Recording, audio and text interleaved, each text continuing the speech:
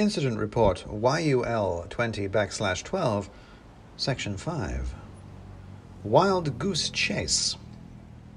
The thing about cliches is that you just use them and forget that they might actually mean something, be originally drawn from some actual experience.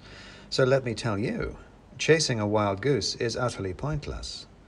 Not only are they small and quite hard to catch, but they are also bloody-minded, vicious beasts and can also fly. A flying, angry goose that is dropping golden eggs from overhead is a serious hazard.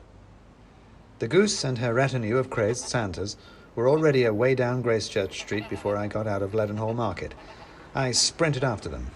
Fortunately, the horde of pell-mell Father Christmases kept stopping to pick up the golden eggs and then go through elaborate gift-giving exercises with each other and passing pedestrians, and I was able to jink through their rabble, closing on the goose as she pattered through the traffic, honking back at the taxi horns, my wand waving dangerously in her beak. But as she turned the corner at the top of London Bridge, she took to the air, flapping her way up Cannon Street, dropping golden eggs behind her like particularly valuable and attractive bombs, bouncing unpredictably on the road, shattering windscreens and braining passers-by.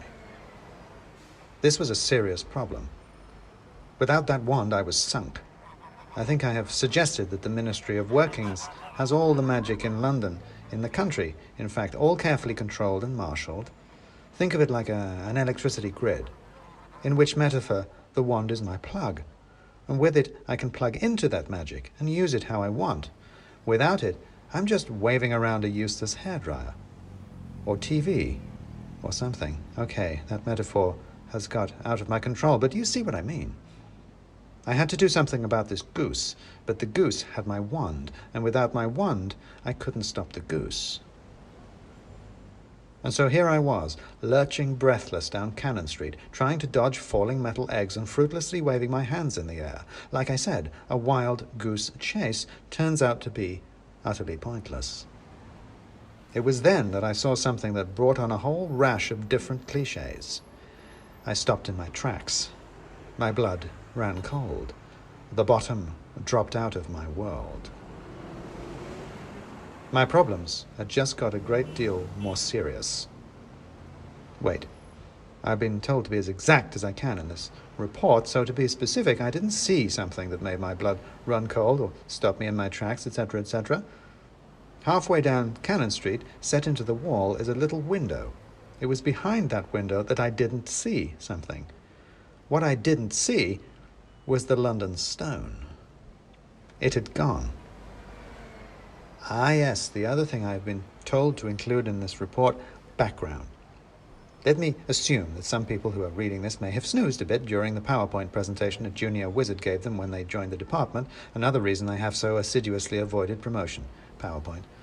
Next slide, please. Magic is natural force that flows through the landscape following its own ethereal gradients like water flows downhill. Charlatans call these courses ley lines.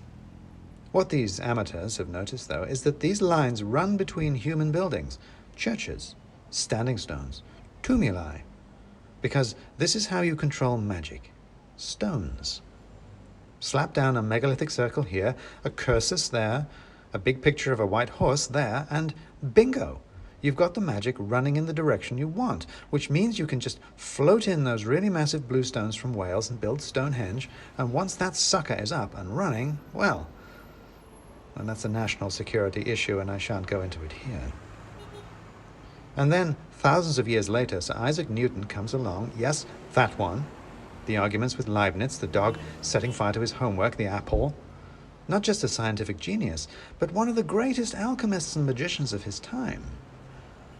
What Newton figured out was that if you took all the standing stones in the churches and the holy wells around the country and just added some more buildings and monuments in just the right places, you could make a network of neatly controlled magic. The Great Fire of London helped, first of all. New buildings could be put in. Architects like Nicholas Hawksmoor could put churches of just the right design in just the right places. And then it was spread across the whole of Britain. You don't think all those 18th century gentlemen put up all those grottos and classical temples in their grounds just for fun, did you? A quiet visit from one of the king's wizards, and you set off on your grand tour with a shopping list. A couple of classical statues, a bit of an ancient temple, Just the things to push British magic into shape. And here we are, a magic tamed, a whole country studded about with cairns and monuments and earthworks and buildings, all of them part of a vast and complex network, some of them more important parts than others, mind. Stones, like the London stone, that's a biggie. Of course, it's not much in itself, just a big chunk of battered limestone, maybe an ancient Roman marker, maybe just an old milestone. Nobody seems to know. But this is magic we're talking about. It matters less what something actually is, and more what it means. For centuries, people have been swearing on the London stone, taking their names from it, telling each other that the fate of the city depended on it. All of that makes it very important indeed. And now, it was gone. Oh, I had problems now, because with the London stone gone, the magical network was broken. It was no longer under control, flowing where it was supposed to go, but gushing out, free and wild, enchanting Santas and geese and who knew what else. And what was worse, there was nothing I could do about it. See, all of us departmental magicians, we've been trained in a world of safe British magic, where magic behaves how it's supposed to behave, does what it's told. Wave a wand, plug into the grid, and there you are. Magic at the flick of a switch, as it were. Right now, I was like an electrician watching a power station explode. No 3-pin plug was going to help me now. Trying to catch that bird was a wild goose chase indeed, because even if I got my wand back, there was nothing I could do with it. For instance, as I stood there, gaping at where the London stone wasn't, I suddenly became aware of a noise behind me. Platform announcements from Cannon Street Station. Platform announcements for trains, bringing more people into the city. The city that was right now coursing with wild magic, where it was definitely not safe for them to be. The problems were beginning to multiply. A man with a shock of curly hair and horn-rimmed glasses came tripping down the steps from the station. "Get back," I shouted. "Get back on a train." "What?" He froze on the stairs. "Riot," I said, gesturing at the capering Father Christmases who were beginning to spill down the street behind me. "Festive, but definitely a public order offense. Get back!" And I shooed him back up into the station. Once upon a time, I could have stopped all the trains with a wave of my wand, but there was no chance of that anymore. And then someone at knee-height honked at me.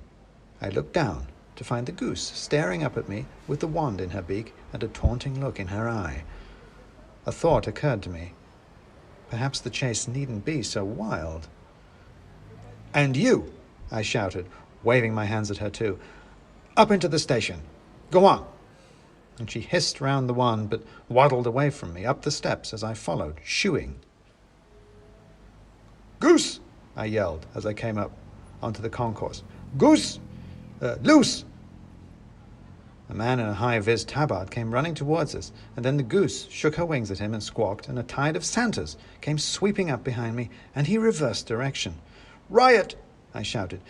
"Goose! Close the station! Stop the trains!" "Close the station!" I heard him shout into his walkie-talkie as the goose ducked under the ticket barriers and all the maddened Santas piled after her. Alarms began to sound as I turned and trotted down into the street. One problem down, just the small matter of the biggest magical disaster since 1660 to go.